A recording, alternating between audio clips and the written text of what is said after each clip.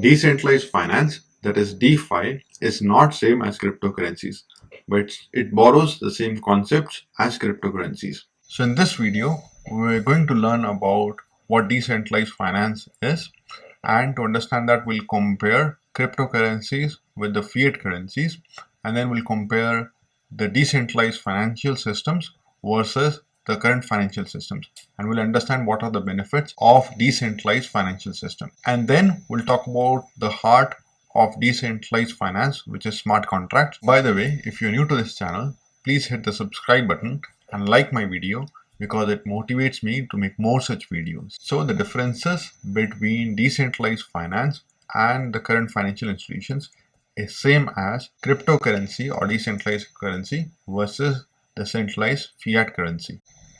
So let's see the current problems which we face with fiat currencies and then see that how cryptocurrencies or decentralized currencies solve it. So current fiat currencies are centralized. That means the reserve banks, they hold the responsibility and the power to decide how much currency should be there in the system or not. But are these reserve banks, are they working towards the better future of the normal public? That means future of the public in next 20-30 years, or are they working towards the interest of the current selected government? And because of these conflicting interests, they are depreciating the fiat currency by printing the fiat currency constantly. Earlier, the fiat currencies used to have some standards, means they used to be backed by a gold standard, that is, they could only print currencies for the amount of gold which they hold in reserves. But now there are no such standards, and any country could print however amount of currency it wants, which leads to depreciation of the currency.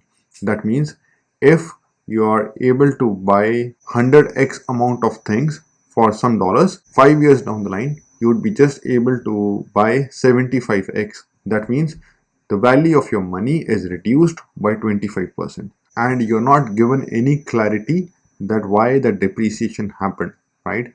For you, your money depreciated, but it is the Reserve Bank who has decided when and how to depreciate that money. Also, these systems are completely opaque.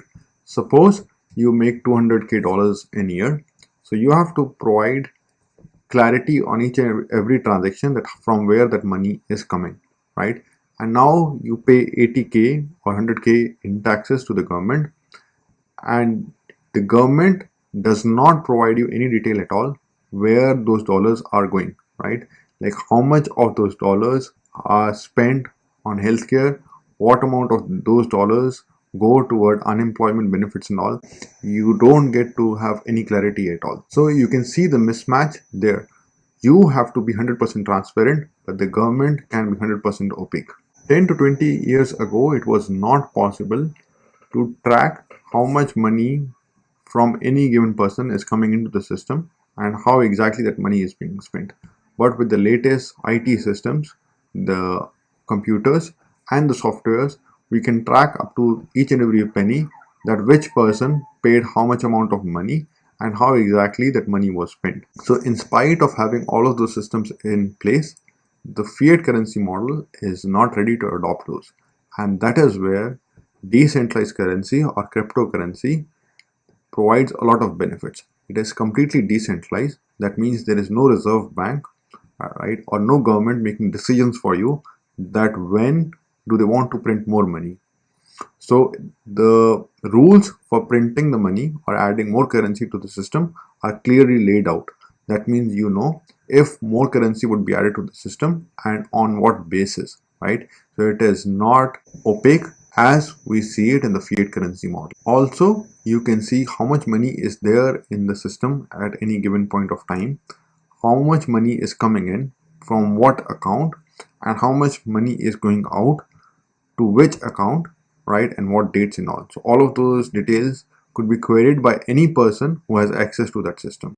And decentralized part is very important here because these systems are global. They are not held by any specific companies or any particular entities. A piece of the system is held by everyone who is there involved in the system. So it is a decentralized, a distributed system. So one person can't just go in and change the transactions or bring the system down or change it. So we can clearly see that the cryptocurrency is much advanced way of dealing with the transactions as compared to the fiat model. So fiat model was evolved over hundreds of years or like plenty of decades to where it is right now, right? And cryptocurrency, it has just been a decade when it has been out, right? And it's just getting widely adopted now. For sure, it is the future. It is just a matter of time when everybody switches from the fiat currency model to the cryptocurrency model. So if we draw the similar comparison towards financial institutions, so if we see that traditional financial institutions, which are the banks, right, they are not transparent, means suppose you're putting $100,000 in the bank doesn't tell you whether it's going to keep the savings somewhere or whether it's going to invest your savings towards something else, right? And if you want to withdraw all that $100,000 the next day, the bank keeps the right to reject it. So it is your hard-earned savings which you put into the bank, but the bank reserves the right and could say no to you, that would not give all of your money back in one day. And when a lot of these banks, they go bankrupt, a lot of times these savings would be lost. Also, these banks are highly inefficient, right? So all the bank is doing, it's just taking all of this money together, which is your savings, is putting it together in the bank, and then it is lending that money, right, to other different people. Now from this process, it is taking the profits out and it is giving millions and billions of dollars in profits to the top shareholders, right, or the top management, and then it is paying billions of dollars in the physical office space which is used by the banks, and thousands of employees work there which take thousands of dollars of salary. Now imagine if this central middleman, the bank, is removed, right? You are the one who is responsible to lend your money to any person, and you have complete visibility, complete clarity where that money is going, and you know what happens if the person who is taking that money doesn't return it back, right? The terms and conditions are clearly laid out and there is no middleman. So you can see how efficient and effective and profitable that system would be, and you would have much larger margin of the profits as compared to what you had in the banks. And this is what DeFi is, which is decentralized finance, right? Rather than having a centralized financial institutions, which is the banks and all.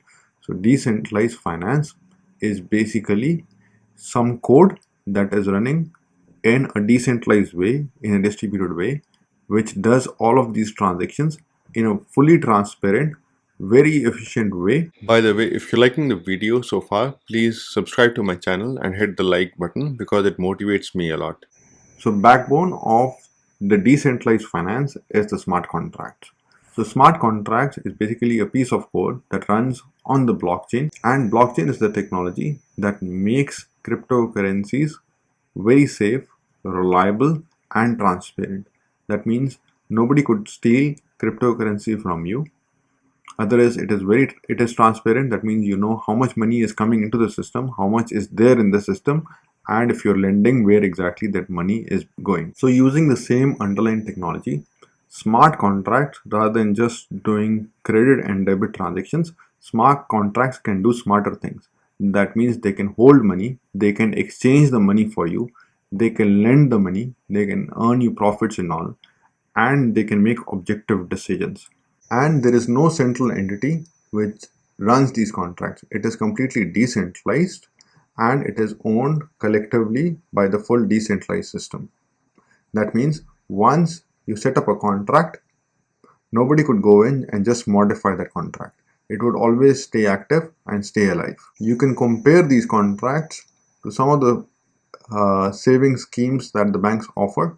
So you sign a physical contract with the bank, and then bank goes ahead and uses that money and maybe lends it to someone and keeps the profits with them, and whatever is remaining they just return it to you.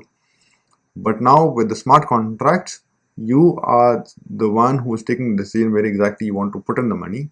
There is no middleman. Whatever profits you gain, they're going to come directly to you. So there is no doubt about it whether DeFi would be successful or not.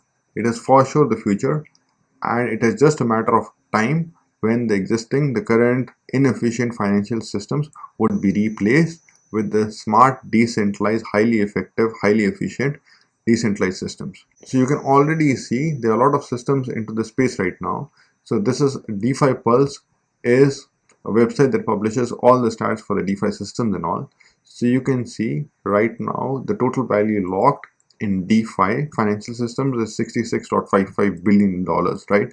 So it is not that it is something very small. And here you can see the list of various decentralized financial systems that offer lending, that offer derivatives, payments, and like that capture the assets and all. So this site lists the most famous projects in the DeFi space, and if you go to all of these lists and all, you will see there are around like maybe 300 projects right now, and if you compare it to current financial systems, there are hundreds and thousands of financial institutions or like companies in the space, right? So this is a very new space, and it is the right time to jump in and set up your own products, because for sure it is the future. So again, decentralized finance, it is just a piece of code which is smart contracts running on decentralized systems, and there is no middleman, which is like banks and all. So all of the different type of financial transactions would be owned and would be done by those smart contracts. So I hope this video was helpful for you and you now understand like the basics of DeFi, which is decentralized finance. So let me know in the comments below that what type of topics related to DeFi would you want me to explain more in detail. And if you like my video, please click the like button and subscribe to my channel. Thank you.